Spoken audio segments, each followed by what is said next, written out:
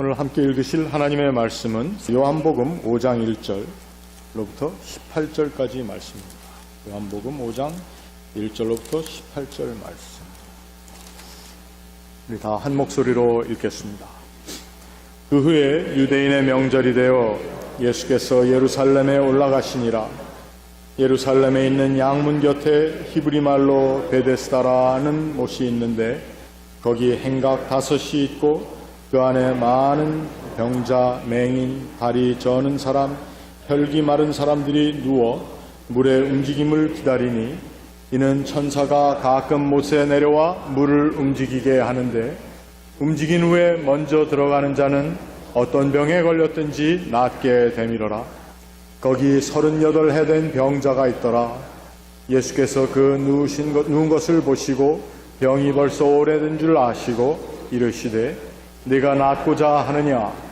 병자가 대답하되 주여 물이 움직일 때 나를 넘새 넣어주는 사람이 없어 내가 가는 동안에 다른 사람이 먼저 내려가나이다. 예수께서 이르시되 일어나 네 자리를 들고 걸어가라 하시니 그 사람이 곧 나아서 자리를 들고 걸어가니라. 이날은 안식일이니 유대인들이 병 나은 사람에게 이르되 안식일인데 내가 자리를 들고 가는 것이 옳지 아니하니라. 대답하되 나를 낫게 한 그가 자리를 들고 걸어가라 하더라 하니 그들이 묻되 너에게 자리를 들고 걸어가라 한 사람이 누구냐 하되 고침을 받은 사람은 그가 누구인지 알지 못하니 이는 거기 사람이 많으므로 예수께서 이미 피하셨습니다. 그 후에 예수께서 성전에서 그 사람을 만나 이르시되 보라 네가 나았으니 더 심한 것이 생기지 않게 다시는 죄를 범하지 말라 하시니 그 사람이 유대인들에게 가서 자기를 고친 이는 예수라 하니라. 그러므로 안식일에 이러한 일을 행하신다 하여 유대인들이 예수를 박해하게 된지라. 예수께서 그들에게 이르시되 내 아버지께서 이제까지 일하시니 나도 일한다 하시매 유대인들이 이로 말미암아 더욱 예수를 죽이고자 하니 이는 안식일을 범할 뿐만 아니라 하나님을 자기의 친아버지라 하여 자기를 하나님과 동등으로 삼으심이로라. 아멘. 기도하겠습니다. 하나님 아버지, 하나님의 말씀을 듣기 원합니다. 그리고 말씀이 선포되는 곳에 하나님의 영이 함께 하셔서 깨닫고 알고 행동할 수 있는 용기를 허락하여 주시기를 구합니다. 이 시간 말씀 가운데 함께 하시는 하나님을 기대하고 바라오니 오직 주님 우리 가운데 채워주옵소서. 예수 그리스도 이름 받들어 기도합니다. 아멘. 이렇게 또 설교단에 서게 되니까 긴장도 되기도 하고 또 만나 뵙게 돼서 참 반가운 마음도 듭니다. 오늘 말씀을 뭘 전할까 하다가 일하시는 하나님이라는 제목으로 이제 말씀을 전하게 됐습니다. 제가 전에 섬기던 교회에서 이제 대학원부가 있었는데 그 대학원부에 이제 모임이 있었습니다. 저녁 때 돌아가면서 자기가 각자 경험한 하나님은 어떤 하나님인가라고 서로 한번 간증하는 시간들이 있었습니다. 길게는 아니고 한마디로 딱 한 문장으로 나에게는 하나님 어떤 분이다라고 이야기하는 시간이 있었는데 그중에 이제 한 자매의 순서가 왔습니다. 근데 그 자매가 사실은 아이를 가지면서 굉장히 어려움이 있었고 그 집에 이제 도둑까지 들어가지고 사실 굉장히 힘든 일들을 겪고 있었습니다. 사실 그런데 그 자매가 신앙생활 한 지가 얼마 안 돼가지고 어떠한 이야기로 정말 하나님에 대한 고백을 할까라고 궁금하면서 듣고 있었는데 그 자매가 어떠한 일이 있어도 자기가 기억하는 하나님이 있다라고 이야기를 했습니다. 그것은 뭐냐면 하나님은 선하시다라는 것이었습니다. 어떠한 일이 있어도 항상 하나님이 선하시다라는 그 생각 하나로 모든 생각들을 가지고 가면 마음 가운데 뭔가의 변화가 있고 평안이 임한다라는 이야기를 한 적이 있었습니다. 하나님은 선하시다라는 그 문장 하나가 주는 울림과 깊이가 있습니다. 문제를 만나게 되면 누구나 내가 어떻게 할지 이런 두려움도 있고 뭘 어떻게 해야 이 어려움을 이길까라는 계획도 세우게 됩니다. 그런데 그 하나님은 선하시다라는 생각이 그 자매를 이끌어내고 있다라는 것이죠.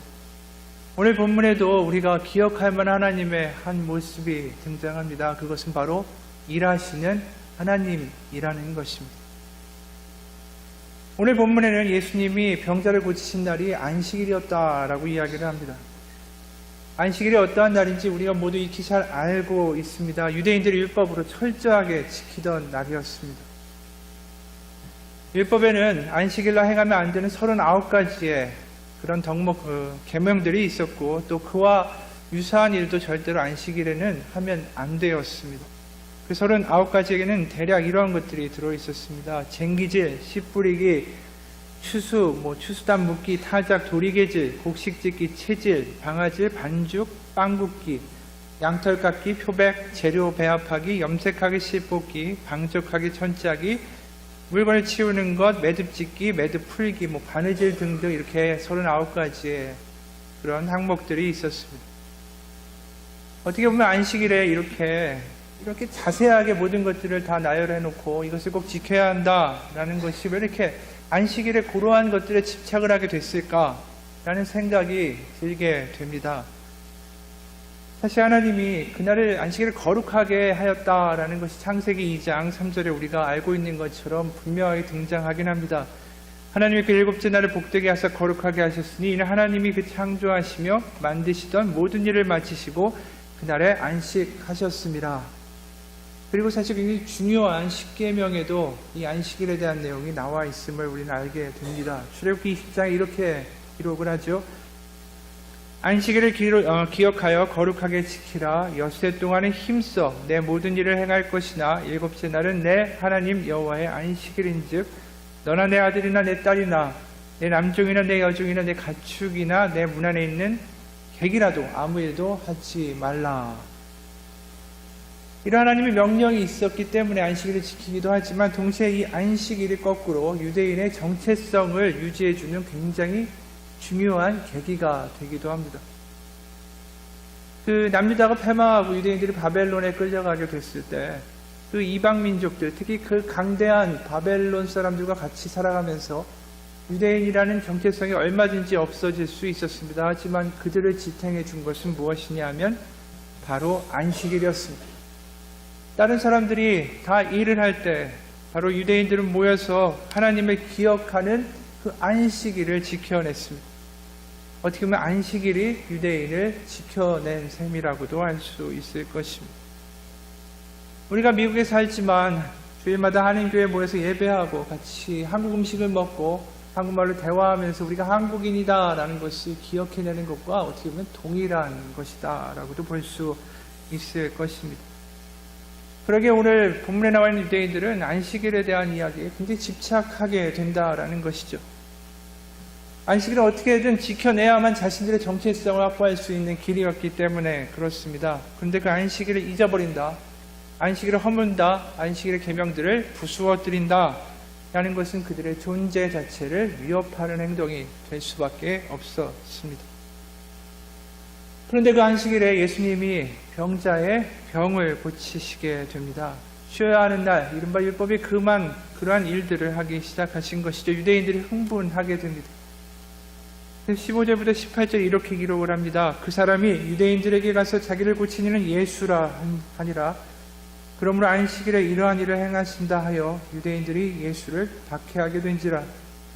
유대인들이 이로 말미암아 더욱 예수를 죽이고자 하니 이는 안식일을 범할 뿐 아니라 하나님을 자기 친아버지라 하여 자기를 하나님과 동등으로 삼으심이러라 라고 얘기합니다. 그런데 그 주님이 하신 말씀이 굉장히 인상적인 말씀이 있죠. 17절을 보게 되면 그들의 반응에 대해서 예수님이 이런 말씀하셨습니다. 예수께서 그들에게 이르시되 내 아버지께서 이제까지 일하시니 나도 일한다 라는 말씀을 하셔서 이게 문제가 더 크게 된 것이죠. 하나님이 일하신다, 바로 하나님이 만드신 안식일에 하나님이 일하신다 라고 이야기하는 것이죠. 이 일하신다 라는 이 짧은 단어가 주는 무게를 우리는 잘 느끼지 못합니다. 세상을 창조하실 때 일곱 번째 날에 안식하신 그 하나님이 일하신다라고 이야기하는 것이죠.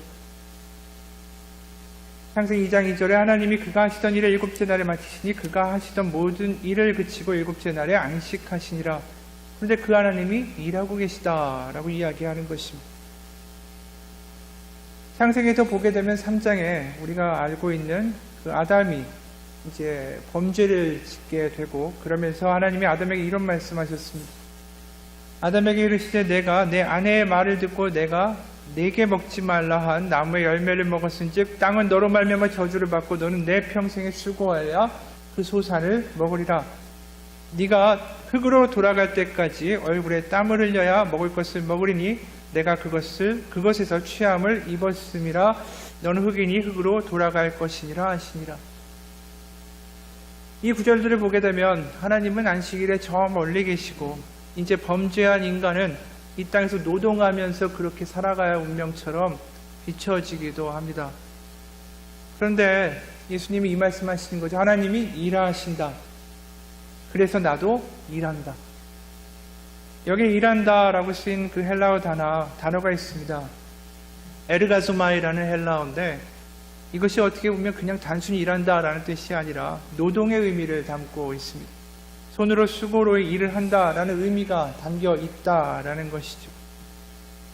실제로 마태복음 21장, 그 다음에 사도행전, 그리고 서신서들을 보게 되면 이 단어가 어떻게 쓰였는가에 대한 용례가 있습니다. 몇 가지를 말씀을 드리면 마태복음의 21장 28절에 이렇게 나옵니다.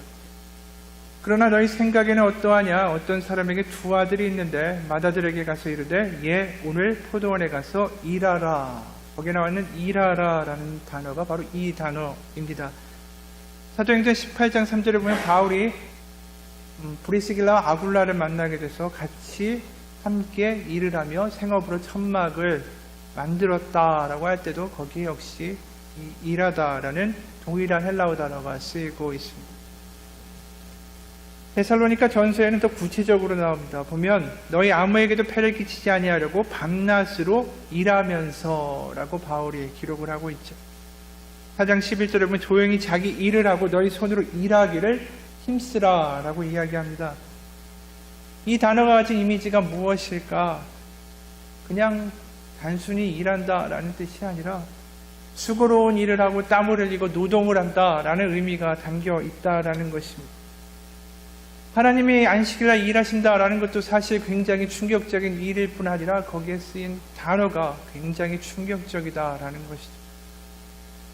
하나님이 일하시기에 나도 일한다라는 예수님의 그 말씀은 사실은 강력한 복음이기도 합니다. 그분이 멀리 있는, 그냥 멀리서 너희들 잘해라, 잘못하면 내가 너희를 벌하리라 말하는 그러한 신이 아니라 바로 우리를 위하여 일하시는 하나님이다 라고 말하는 것입니다.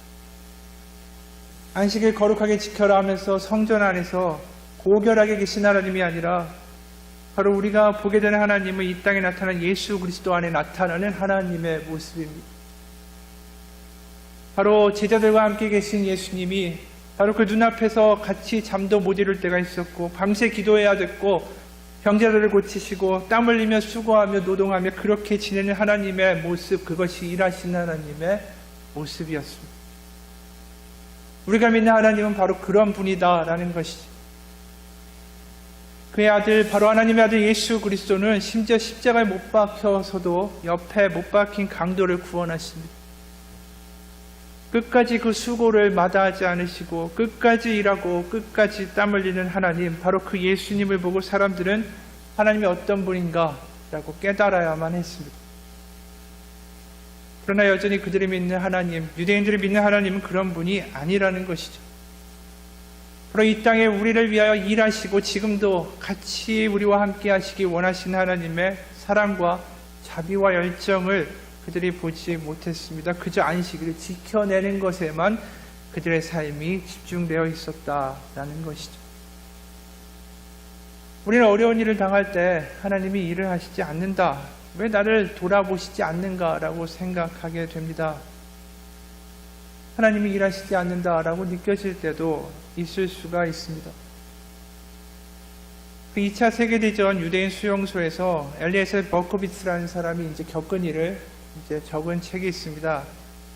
그 책의 제목이 매우 인상이 깊은데 책의 제목이 With God in Hell입니다. 바로 지옥에서 하나님과 함께라는 것이죠. 그 책 안의 내용을 보게 되면 한 유대인의 물을 달라고 그 무자비하고 굉장히 악질인 독일 군인에게 간청을 합니다. 거의 목숨을 내놓고 물을 달라고 간청을 하죠. 그리고 그 받은 물을 마셔버리는 것이 아니라 그냥 그 물로 손을 씻고 이 땅에서 마지막 죄 용서를 비는 기도를 올리게 됩니다. 피범벅이 돼서 길바닥에 버려진 아이를 보고 그 부들부들 떠는 연약한 아이를 안으면서 거기서 기도하며 울부짖습니다. 그들이 믿는 믿음을 지키면서 목숨을 걸고 신앙을 그렇게 하루하루 살아가던 이야기들이 그 책에 꽤 나옵니다. 그들은 사탄과 같은 폭력 앞에서 정말 무서운 세상 가운데 울부짖습니다. 그리고 탄식합니다. 그리고 죽어갔습니다. 하지만 그들은 멀리 있는 하나님을 이야기하지 않았습니다. 바로 함께 계신 하나님, 지옥에도 함께 계시는 하나님을 고백합니다. 우리에게 필요한 것은 바로 그것입니다. 하나님이 일하십니다. 그분이 지금도 일하신다라는 것이죠. 멀리 계신 것이 아니라 바로 우리와 함께 하시며 함께 일하신다.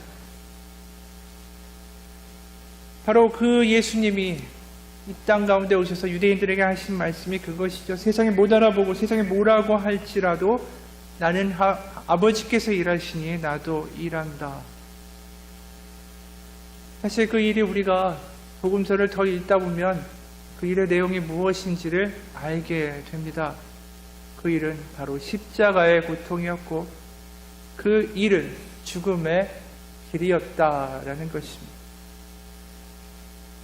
우리가 예수 그리스도의 삶을 보게 되면 하나님 일하신다라는 것이 그렇게 쉽게 이야기할 수 있는 것이 아니다라는 것을 알게 됩니다. 하나님이 어떻게 일하셨는가? 그분이 피를 뿌렸고 고통을 당했고 모욕을 당했고 처절하게 십자가에 죽으심으로 일하셨습니다.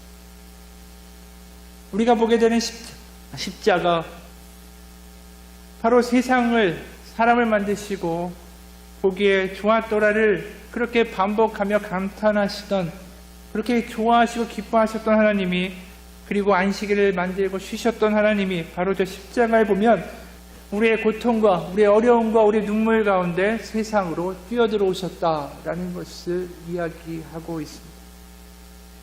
바로 그 말이 하나님이 일하신다라는 것입니다. 하나님은 창조 때 우리를 만드신 그 사랑과 그 열정과 그 자비를 잊지 않으십니다. 그 기억을 가지고 이 세상에 예수 그리스도를 보내셨고 우리를 회복시키기 원하신다라는 것이죠. 우리가 죄를 짓고 우리가 실패하고 우리 하나님 실망시킬지라도 하나님은 그분의 첫사랑의 기억을 잃지 않습니다. 보기에 참 좋구나라고 하신 하나님의 그 감탄이 지금도 그 감탄 가운데 하나님이 우리를 회복시키기 위하여 일하신다라는 것이죠. 하나님 만드신 피조물이 망가지는 것을 더 이상 볼 수 없기에 하나님 바로 예수 그리스도가 이 땅 가운데 오셨습니다. 1980년대 어떤 신문을 배달하는 소년이 있었습니다. 신문을 배달하다가 어느 장난감 가게 진열대 앞에서 발길을 멈추게 됩니다. 왜냐하면 중세기 때 범선을 본떠서 만든 아주 멋있게 생긴 보트가 그 상점 안에 있었기 때문에 그렇습니다. 그 소년이 너무나 그 보트가 가지고 싶어서 가격을 물어보았습니다. 보았더니 소년이 사기에는 값이 너무 비쌌습니다. 도저히 자기 능력으로 살 수 없다라고 이제 소년이 생각이 들어서 스스로 보트를 만들어야겠다라고 작심을 했습니다. 여러 달 신문 배달해서 보트 만드는 법을 적은 책과 재료를 다 사고 소년이 한 달 걸려서 그 보트를 만들었습니다. 손수 나무를 자르고 돛을 달고 페인트 칠을 하고 자기가 가진 모든 기술과 시간을 동원해서 멋있게 보트를 만들었죠. 보트가 완성되자 소년은 뛰어보기 위해서 보트를 들고 강으로 나가게 됩니다. 물에 뜬 보트는 마치 갈매기가 떠나는 것처럼 그렇게 날쌔고 아름답고 멋있게 정말 훌륭하게 보였습니다. 이게 내 작품이다라고 소년이 가슴이 뿌듯했죠. 그런데 보트가 갑자기 경류에 휘말리더니 막 하류 쪽으로 떠내려가기 시작했습니다. 소년이 발을 굴렀지만 보트가 내려가는 속도를 감당할 수가 없었습니다. 며칠 동안 소년은 계속 강가에 나와서 그 보트를 찾기 시작합니다. 아무리 찾아도 그 보트가 눈에 보이지 않습니다. 소년은 잠잘 수가 없었습니다. 보트가 항상 눈앞에서 아른거리기 시작하고, 그렇게 3주일이 지나 어느 날 소년이 길을 가다가 고물상에서 자기가 만든 보트가 놓여있는 것을 보게 됩니다. 얼른 뛰어가서 주인에게 이 보트 내 것입니다 라고 이야기하지만 그 말이 전혀 통하지가 않습니다. 고물상 주인은 자기가 돈 주고 산 거니까 이 보트가 가지고 싶으면 돈을 가지고 와서 사가라 라면서 막무가내였습니다. 할 수 없이 소년은 그 보트를 내려놓고 다시 그 보트를 사기 위해 3달이나 신문 배달을 했습니다. 그리고 돈을 주고 그 보트를 다시 샀습니다.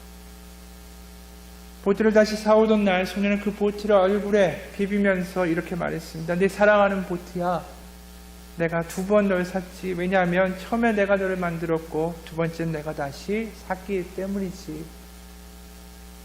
그 보트는 이 소년에게 더 귀중한 것이 되었습니다. 어떻게 보면 이 이야기가 바로 하나님의 이야기를 하는 것 같습니다. 바로 일하시는 하나님은 우리를 회복시키기 원하십니다. 우리가 그냥 이렇게 살기 원하지 않으시고, 우리가 예수 그리스도 안에서 회복되고 달라지고 하나님의 능력 가운데 살기 원하신다라는 것입니다. 우리가 무너질 때도 있습니다. 우리가 실망할 때도 있고, 좌절할 때도 있고, 아플 때도 있고, 병들 때도 있고, 한숨 나올 때도 있습니다. 하지만 여전히 하나님은 일하십니다. 우리 옆에 주님이 계시고 우리를 포기하지 않으십니다. 바로 안식일에도 그분이 일해야만 하는 이유가 그것이고, 우리만 노동하며 힘들게 사는 것이 아니라 바로 하나님이 일하고 계시다라는 것이죠. 우리를 위하여 일하시는 주님, 멈추시지 않는 하나님, 바로 그것이 예수 그리스도의 복음에 나타난 하나님의 모습입니다. 그러기에 하나님은 우리의 고통과 어려움을 너무나도 잘 알고 계시죠. 그리고 그 고통 가운데 하나님은 하나님의 일을 하고 계십니다. 그 어떤 책의 내용 중에 이런 내용이 있습니다. 수잔 앤더슨이라는 여인이 있는데 34살의 직장 여인이었습니다. 그 여인이 의사가 오진을 해가지고 눈을 실명하게 됐습니다. 눈이 멀게 되고 소경이 되니까 마음이 너무나도 이제 무너지는 거죠. 1년 동안 치료를 받습니다. 치료를 받다가 다행히도 직장에서 이제 받아줘가지고 직장에 다시 출근하게 됐습니다. 그녀가 이제 버스를 타고 직장에 나갈 때마다 남편이 동행을 해줍니다. 남편이 군인이었는데 그 공교롭게도 남편의 직장과 그 자기의 직장이 정반대에 있었습니다. 남편이 아주 일찍 일어나가지고 아내를 데려다 주고, 그리고 자신은 다시 반대편으로 이제 자기의 직장인 부대로 이렇게 간 것이죠. 그렇게 얼마 동안을 했는데 어느 날 남편이 이렇게 말을 했습니다. 여보, 내가 늘 이렇게만 할 수가 없어. 시간이 너무 많이 들고 어차피 언젠가 당신도 혼자 다녀야 할 텐데 올해부터 혼자 직장에 나가면 어떻겠어? 그 말을 부인이 들으니까 마음이 너무 아픈 거죠. 눈도 멀었는데 남편까지 자기를 버리는가. 이제 나를 데려다 주는 게 귀찮은 모양이구나. 이제 지겨운가. 내가 살아있는 게 그렇게 싫은가 라는 생각까지 들었습니다. 그러면 오늘만 자신이 도와주겠다 라는 남편의 말에 여인은 자존심이 상하여 필요 없어. 혼자 갈 거야 라고 남편을 뿌리쳤습니다. 그리고 그날부터 더듬으면서 혼자 버스를 타고 직장에 나가서 하루, 이틀, 사흘, 나흘, 그렇게 보름 동안 그렇게 혼자 출근을 했습니다. 출근길에 많이 울었죠. 서러웠습니다. 그런데 어느 날 버스 운전사가 이 부인에게 이런 말을 하는 것입니다. 아주머니 참 복이 많으시네요. 부럽습니다. 이게 무슨 소린가 했는데, 그래서 이렇게 얘기를 한 거죠. 아니, 제가 시각장애자인데 뭐가 그렇게 부러우세요? 그러니까 운전기사가 이렇게 말을 하는 것입니다. 아주머니가 버스에서 내려서 저 사무실에 들어갈 때까지 저 밖에서 어떤 잘생긴 군인 남자가 당신을 매일같이 지켜보고 있습니다. 그리고 당신이 돌아갈 때 손을 흔듭니다. 여인은 깜짝 놀랐습니다. 그리고 남편이 자기를 그렇게 혼자 배에 보내놓고는 늘 뒤따라와서 자기를 지켜보고 있었다라는 것을 알고 얼마나 많이 울었는지 모릅니다.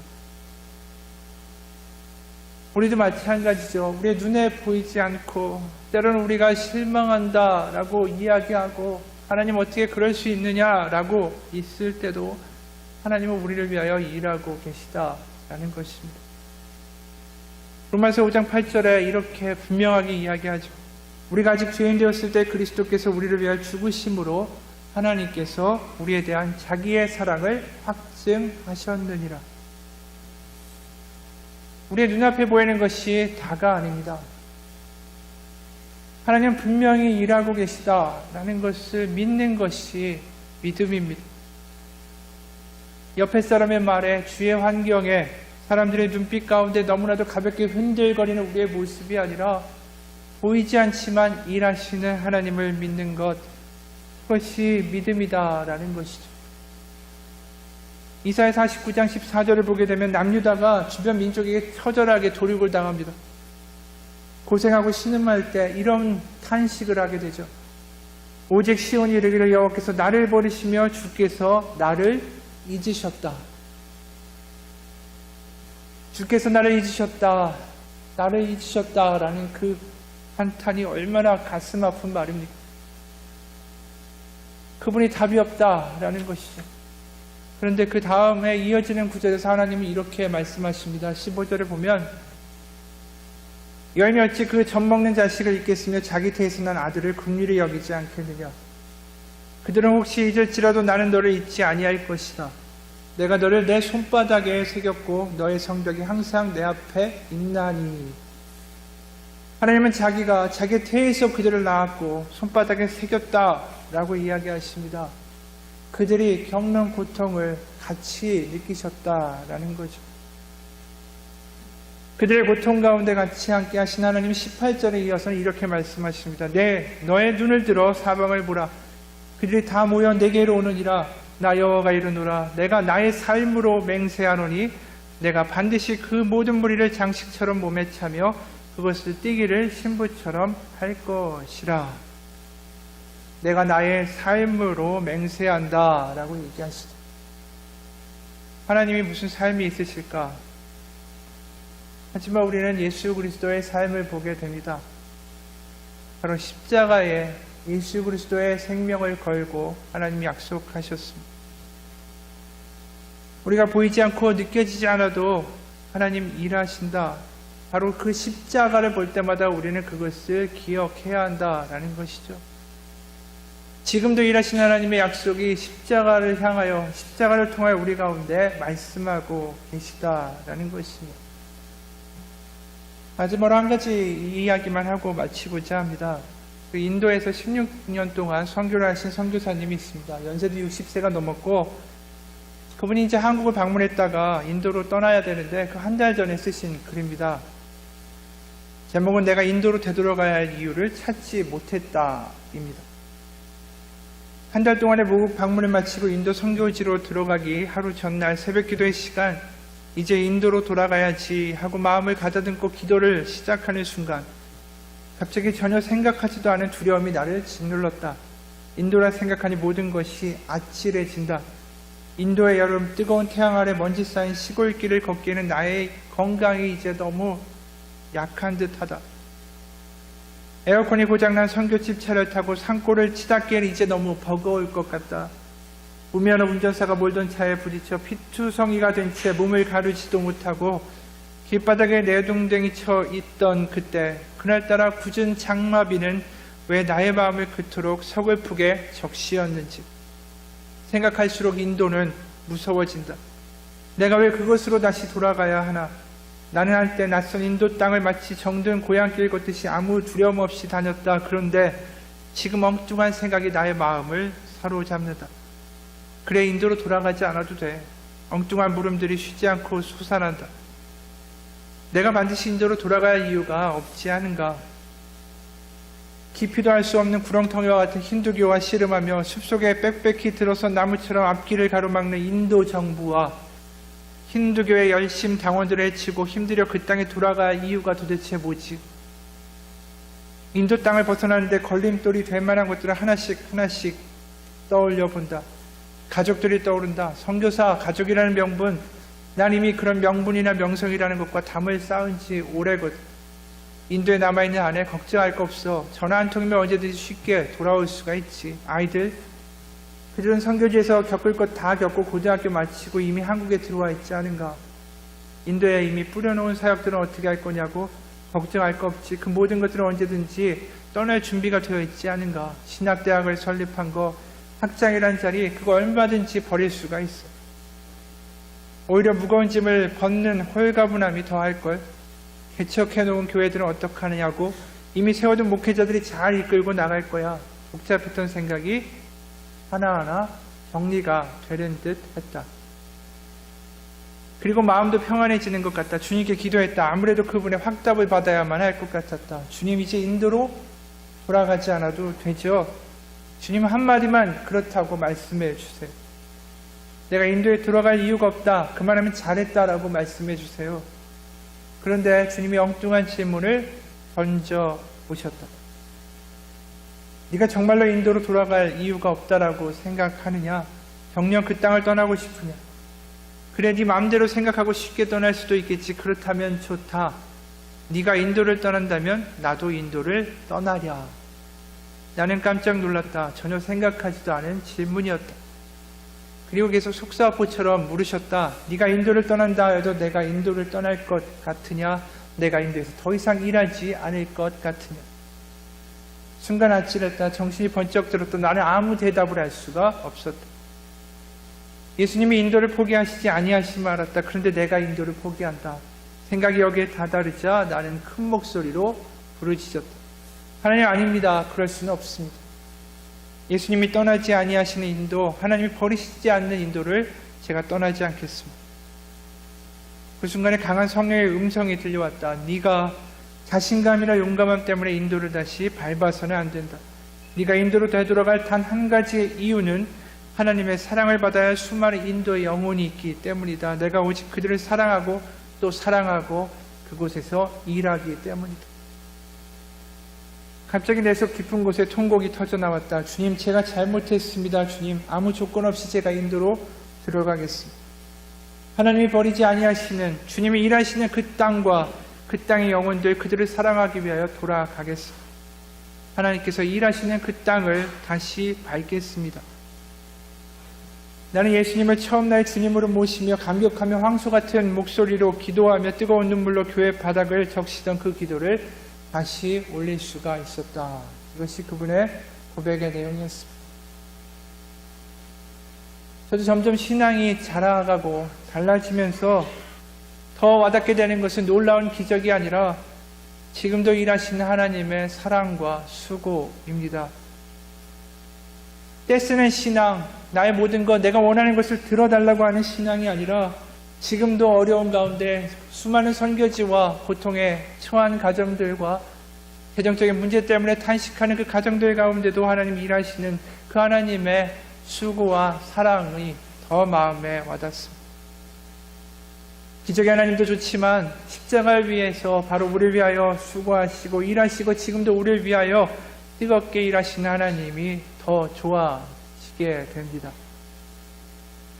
하나님 아버지는 지금도 일하고 계십니다. 십자가에서 일하셨고 아직 그 못자국난 손바닥을 가지고 일하고 계십니다. 네가 하나님의 아들이라면 십자가에서 자기를 구원하고 십자가에 스스로 내려오라라고 조롱했던 세상이 때로는 승리하는 것처럼 보일 때도 있습니다. 하지만 우리가 알듯이 바로 그때 하나님이 그 어느 때보다 뜨겁게 일하고 계셨다라는 것을 우리는 알고 있습니다. 힘드시고 어려운 가정에 있으시다. 그리고 또 고민과 고통과 병 중에 있다면 그럼에도 불구하고 그곳에 일하시는 하나님을 바라보시기 바랍니다. 하나님의 기적만을 바라고 신앙생활하는 것이 아닙니다. 기적을 베풀면 내가 믿겠습니다 라는 것은 너무나도 쉬운 것입니다. 우리에게 필요한 것, 우리에게 하나님이 원하시는 것은 바로 이것이죠. 어떤 상황이든 하나님이 일하고 계십니다 라는 고백입니다. 보이지 않는 것을 바라보는 믿음, 하나님이 일하시는 것을 바라보는 믿음, 그 믿음 가운데 승리하시는 또 한 주 되시기를 주님의 이름으로 축원합니다. 기도하겠습니다. 하나님 아버지, 우리는 살아갑니다. 때론 습관처럼 살아가고, 때론 실망하고, 때로는 절망하고, 그렇게 감정대로 휘둘려서 살아가고, 때론 누굴 원망하고 비난하기도 합니다. 하지만 그때 우리는 조용히 입 다물고 하나님 바라보기 원합니다. 어떤 상황이든 하나님이 일하십니다. 일하시는 하나님 바라보고, 십자가 바라보고, 다시 한번 우리 삶에서 용기 내어 살아나가기 원합니다. 그리고 지금도 일하시는 하나님과 함께 저도 일하기 원합니다. 하나님의 도구가 되고 하나님의 손과 발이 되어 이 세상 가운데 하나님의 나라를 위하여 살아가는 우리의 삶이 되게 하여 주시옵소서. 예수 그리스도의 이름 받들어 기도합니다.